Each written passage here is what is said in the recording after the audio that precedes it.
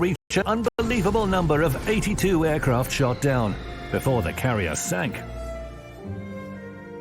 However, the second cruiser showed an even more astonishing result: 99 destroyed aircraft.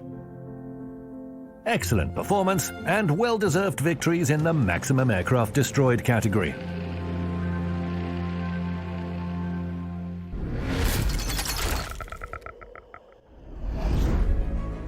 Let's get back down to the Islands of Ice map, to the battle that was almost over for our hero. Fortunately, they still have 3,500 HP left. The last repair party is activated, carefully withdrawing and firing at the retreating Montana from behind an island. Setting a smokescreen and focusing on Thunderer. The enemy tries to pinpoint us by our tracers, but without luck, and our hero confidently destroys the battleship. As for Montana, she became the 7th frag, the final and completely deserved trophy. 3,700 base XP, 328,000 damage dealt, 7 ships sunk, and a heap of medals earned.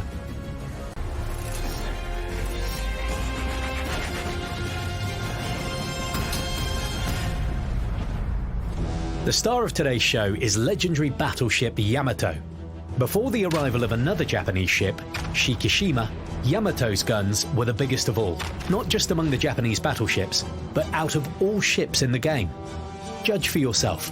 The caliber of her guns is 460mm, and Yamato has 9 of them. The maximum damage of an AP shell is 14,800, an HE shell 7,300. In total, one armor-piercing broadside salvo can deal 133,200 damage. One high-explosive salvo, 65,700 damage.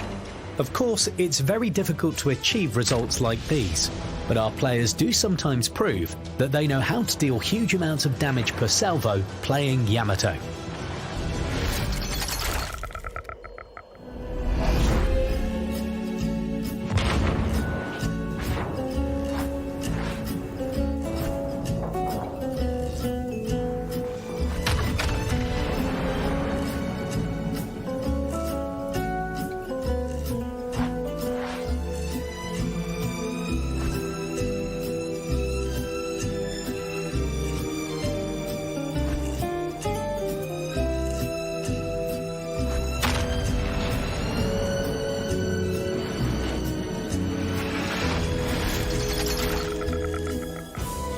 An important advantage of large caliber guns is their ability to penetrate armor up to 32mm thick, according to the 14.3 calibers rule. In other words, when you face Yamato, Musashi or Shikishima, don't be surprised if they penetrate your ship's bow and deal damage to your citadel. The next feature of the Japanese battleship's guns is their firing range. Without upgrades, Yamato can fire over a distance of up to 26.6 kilometers. With the second modification of gunfire control system, up to 30.9 kilometers. Moreover, if you equip the spotting aircraft consumable, the Japanese battleship's range of fire will temporarily grow to a record-breaking 37.1 kilometers. Impressive, right? We decided to test the effectiveness of Yamato's incredible firing range in random battles. We gave the following task to a battleship's captain: deal over 100,000 damage and sink at least one ship without moving. And they completed the mission on the first try. We would like to stress, though, that you shouldn't act like this in battles, because a moving battleship in our game can do a lot of useful things: push through a flank, hold off an enemy attack, change positions if necessary, support allied ships, and even capture key areas. As you know, movement is life.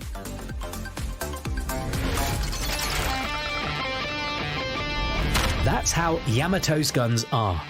Those who make friends with this power will score hundreds of thousands of damage and win countless battles.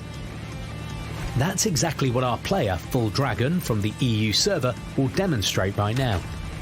From everybody who sent us their replays, they scored the most damage. Well, almost.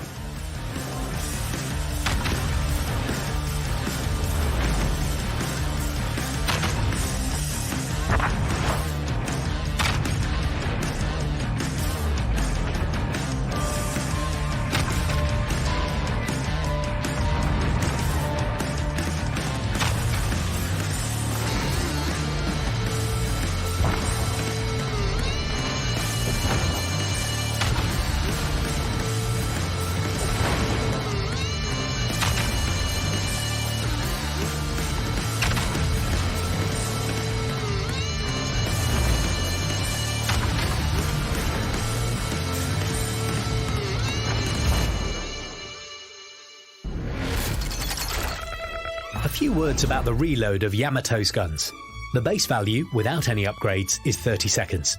With main battery modification 3, it's 26.4 seconds. An interesting fact. If you assign Yamamoto Isoroku to command your Yamato, obtain the Kraken Unleashed achievement to activate the second Wind Commander talent.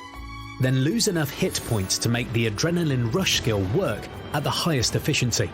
Have 4 instances of fire aboard to obtain the maximum bonus of the Furious skill. And finally, have an enemy within the range of your secondary battery to activate the Close Quarters Expert skill. Then the reload time of your main guns will be between 10 and 12 seconds. You won't survive long in such a situation, but what a fantastic result for a battleship. However, even without extreme reloading times, player Cadis Raija from the CIS region was able to sink 8 enemies playing Yamato and earn almost 3,500 base XP. By the way, this player caused the most damage out of all the participants of our show.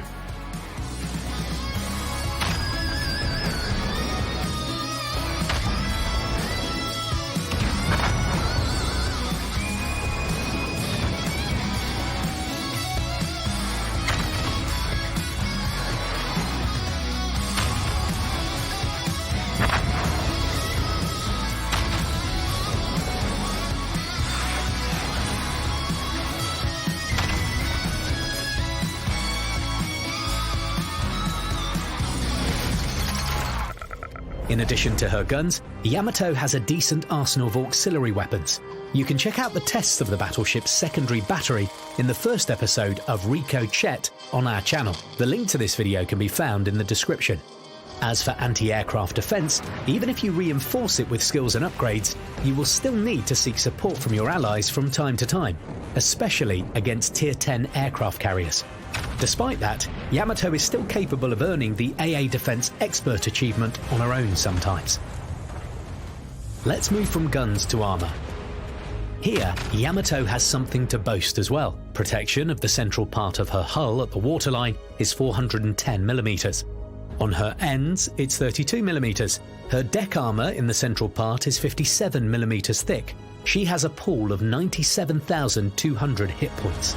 Such armour and HP pool allow Yamato to survive for a long time in battle under a hail of enemy shells, and this will add more and more potential damage to her score.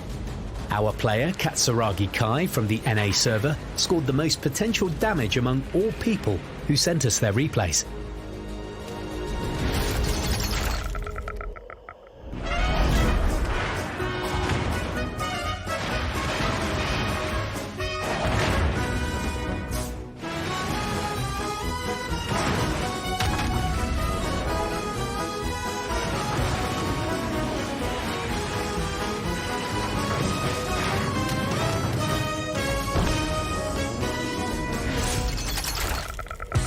Yamato has decent protection, but this is not a reason to expose her sides, especially at 90-degree angles. By the way, the Japanese battleship has one vulnerability. If a large caliber enemy shell hits the area between the second and first barbets of her bow turrets, there is a high probability that it will penetrate the citadel. Yes, you heard it right. Yamato can not only deal impressive damage to enemies, she can also lose the bulk of her own HP in quite a dramatic manner.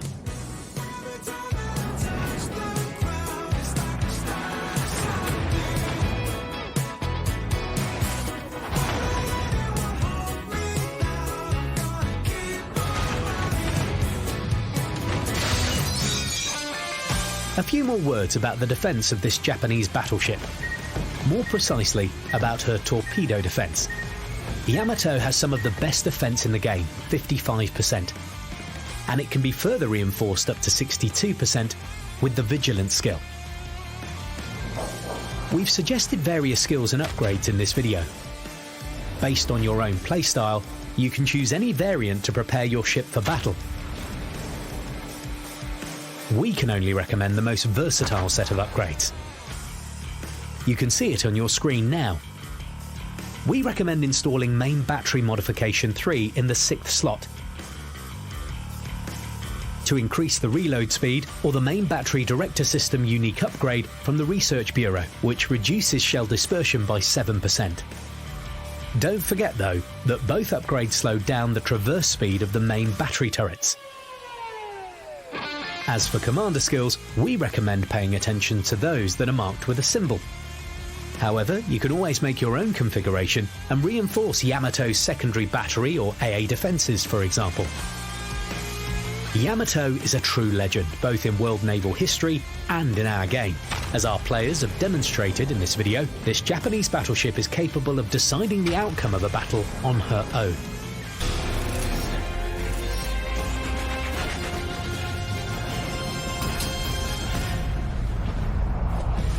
Before we get to the main battle of today's episode, we need to warm up. To help us with that, we present a player with nickname Torpida Maminoi Padrugi, who has won the maximum damage nomination.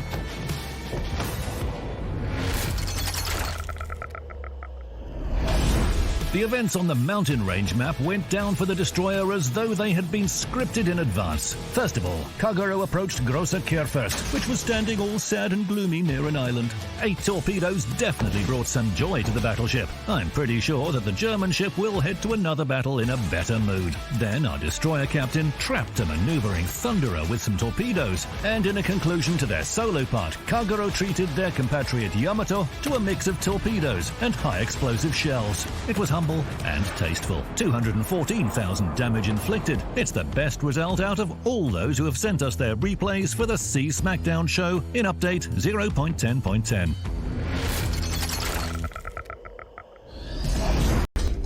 So, are you warmed up? Then let's continue with the main replay of this episode. The protagonist of the replay goes under the nickname G Megamax. A battle on the neighbours map seems to be smooth sailing for our hero from the outset. Our hero is at the top of the list and the map is open, so the only thing you need to do is launch torpedoes in bursts and reload. I'm not joking about bursts now. Our Kagero is so cool that she headed into battle with torpedo reload booster equipped instead of smoke generator. At the same time, Shiratsuyu from the red team acted cautiously and utilized smoke generator, but it didn't save her from our deadly Kagero. To be on the safe side, our hero added some high explosive shells to her torpedo salvo. These shells were excessive though. During the several seconds that our Kagero was spotted after firing, she lost half of her HP pool, and it was just the beginning of the battle. Fine, let's take a deep breath, get it together, and start acting like a true ninja. For starters, let's capture a key area and inspect the distribution of forces. Both allies and enemies are acting cautiously. We can use it to our advantage. We can rush forward and cook some nice torpedo soup. Suddenly, somebody blocked the key area. Destroyers? No, both of them are at areas A and C right now. Edinburgh. She's even hidden in smoke behind an island so that battleships can't get to her. What a cheeky move. Nothing to worry about though. We'll deal with you right away. Kagero approached the smoke screen to 5.5 kilometers, spotted the firing British ship, and launched torpedoes at her. All done by the book. Now we just have to wait for a hit. But there was none. That's one lucky ship. She didn't even retreat from key area B. Ah well, blast this key area. We'll always have time to capture it. Kagero leaves the key area and takes aim at Gneisenau. The battleship wasn't maneuvering much. It seems like she forgot about a deadly threat right under her stern. As everyone knows, the best cure for forgetfulness is a torpedo salvo on an empty stomach. Here is the second frag and devastating strike. Meanwhile, Edinburgh decided to change her role from being the hunted to becoming a hunter. The cruiser even stopped capturing the key area for that. After our hero had launched torpedoes at Gneisenau, she activated Torpedo Reload Booster and addressed 2 torpedo spreads to the British ship. A torpedo hit didn't change Edinburgh's intention of chasing the destroyer down. Moreover, that torpedo hit even made the cruiser more focused. What was the reason behind that? The radio location skill? Or pure intuition? I'll tell you just that the British ship was literally in the wake of our Kagero. A couple of hundred more meters, and Edinburgh would see Kagero through the reticle. There was another issue as well. A landmass was getting close fast on the destroyer's port side. There was nowhere to hide. Smoke generator had been left at the port. The score was 185 versus 497 in favor of the red team, and the enemy team had also captured all key areas. Things were getting desperate. Will Kagero be able to get through it and win over Edinburgh? We'll know it immediately after the maximum ship sunk nomination.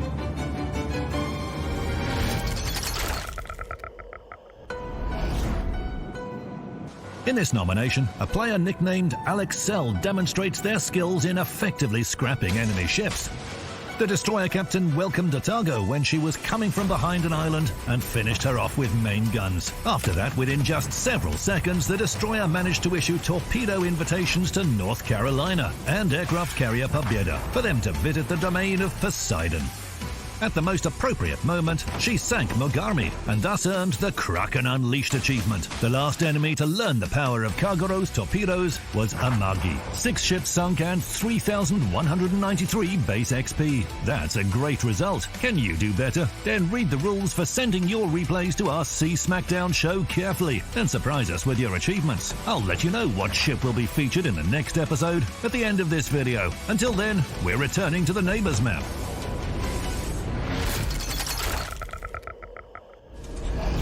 A desperate torpedo salvo launched at the cruiser. The destroyer is spotted. Edinburgh turns her side for a full broadside, and this is her fatal mistake. 2 Japanese torpedoes didn't approve of the British ship's desire to get rid of her enemy as fast as possible. The 3rd ship sunk in that battle. The teams now have the same number of ships, but we can't say the same about the score.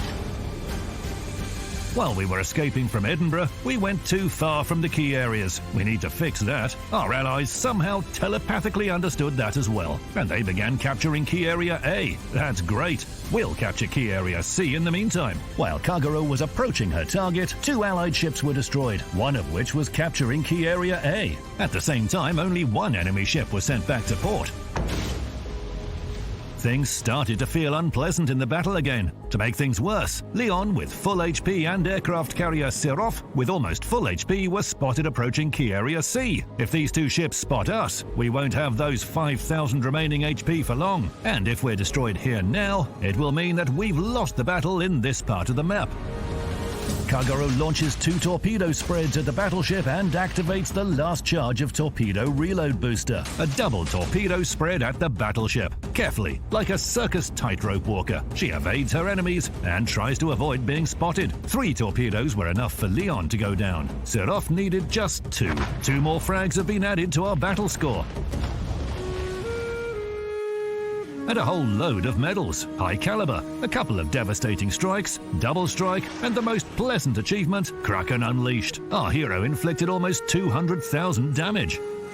Our winners of the maximum damage per salvo nomination also dealt impressive amounts of damage in their respective battles. After the nomination, we'll return to our hero and find out how her battle ends.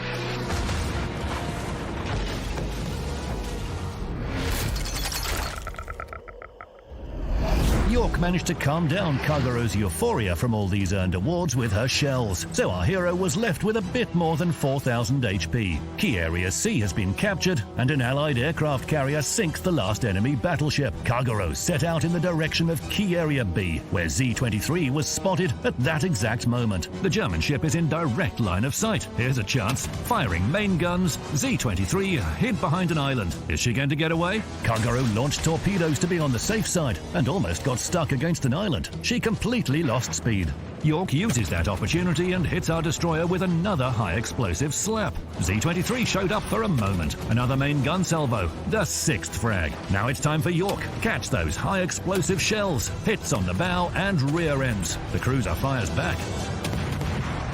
Our Kagero has been sunk. An important question, will we get another medal? Alas, shells from Allied Bismarck were slightly faster. We didn't get the "it's just a flesh wound" achievement. even without that extra reward, G Megamax vividly showed us that Kagero is able to decide the outcome of a battle on her own. The player received more than 3,000 base XP, inflicted almost 200,000 damage, and sank half the enemy. Once upon a time, there lived a Minotaur in a labyrinth of islands, and all sorts of people would come to try and defeat it. I'm kidding, my friend. We're not here to tell fairy tales. Our show is different. We have seas of fire, waterfalls of shells, squalls of torpedoes, and the most intense naval action there is. It's Sea Smackdown time.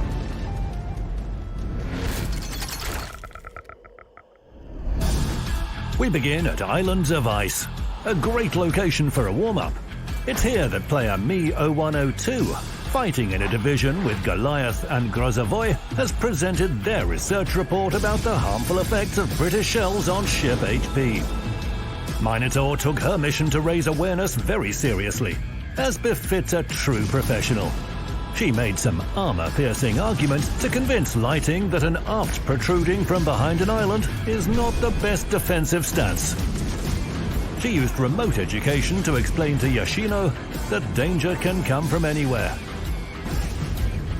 Then she took a coffee break to have an artillery discussion with enemy cruisers and a battleship.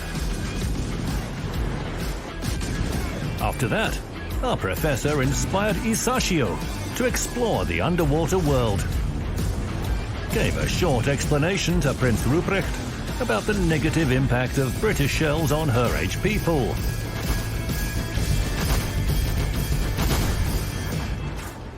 Proved again the credibility of her scientific theories to Tirpitz, although the latter, together with Monarch and Salem, needed a lot of persuasion.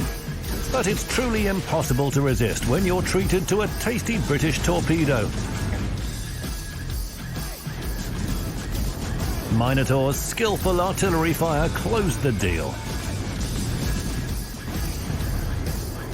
As for Salem, she was an easy target. While carrying out her educational activities, Minotaur destroyed 7 ships, which made her the winner of our Maximum Ships Sunk category. It's the best result among all players who sent their replays to Sea Smackdown during update 0.10.11. Is everyone warmed up? Let's move to the main battle of this episode, which also happened on the Islands of Ice map.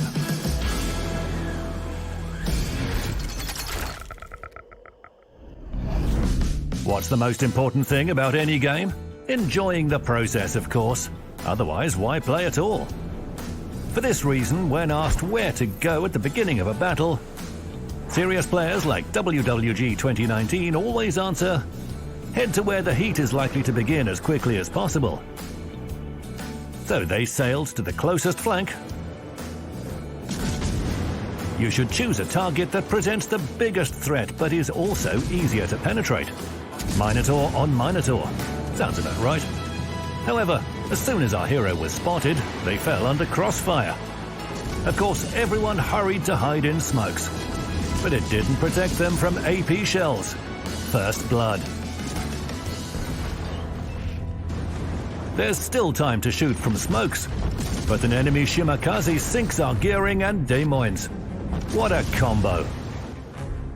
It's boring in smokes. Time to get out.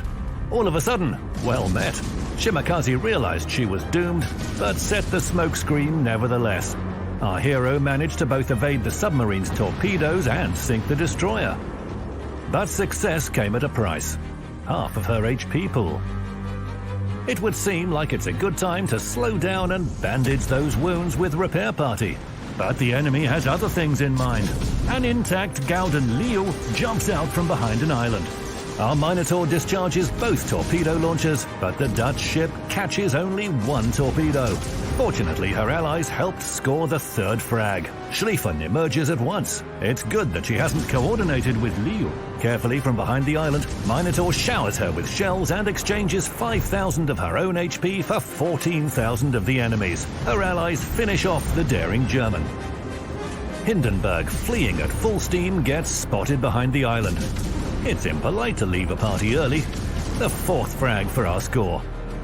Now let's capture a key area. Our allies will deal with the submarine without us. Care first is way more interesting. Setting a smoke screen, turning round and firing.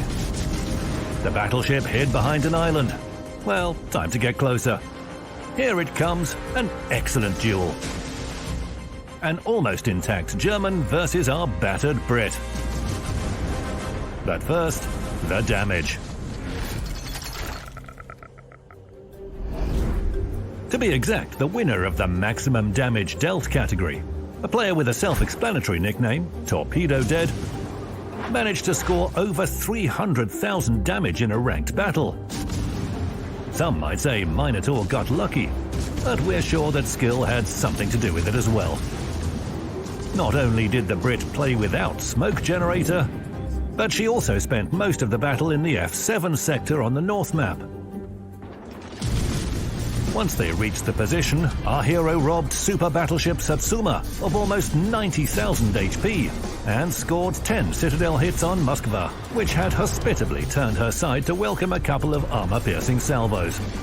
Kremlin appeared after the heavy cruiser, but the battleship considered Minotaur to be an unworthy opponent and disappeared behind an island.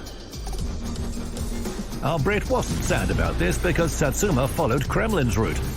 This time, a condescending attitude towards Minotaur played a bad joke on the super battleship. Something to think about back in the port. The cruiser left her hunting grounds for the first time after 14 minutes of battle to finish off the last survivor from the red team. Minotaur scored 742 hits, dealt 323,000 damage, defended Key Area C 19 times, and captured it once. Fun fact, despite the nickname, Torpedo Dead hasn't hit anyone with torpedoes. Nevertheless, it's a confident victory, both in the battle and in Sea Smackdown. Let's return to the British-German duel. Minotaur launches torpedoes.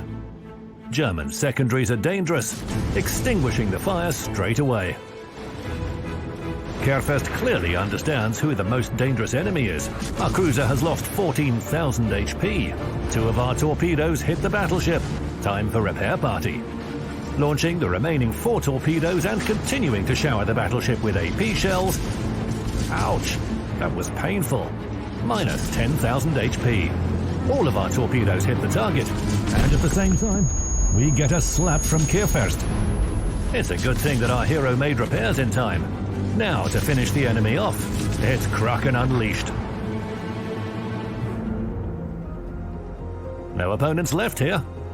A long voyage to another flank awaits. You can hug an ally on the way.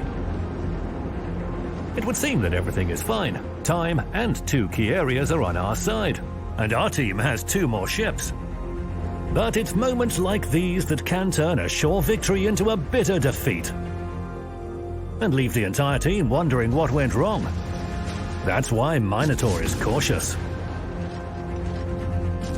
Firing only from smokes or from behind an island, another Kierfirst loses her HP little by little.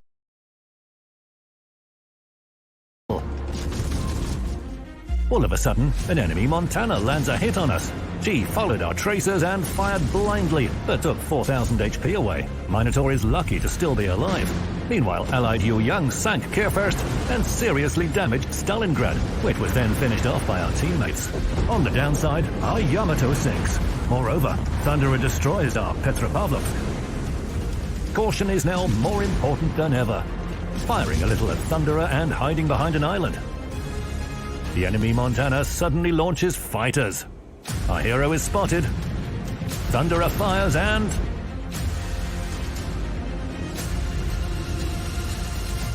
And it's time to switch to another category for a while.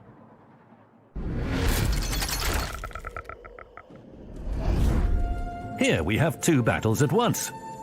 In the first one, our player, nicknamed Ava Lord, together with 2 allies, took care of enemy Stalingrad and Z-52 on their flank. In the second battle,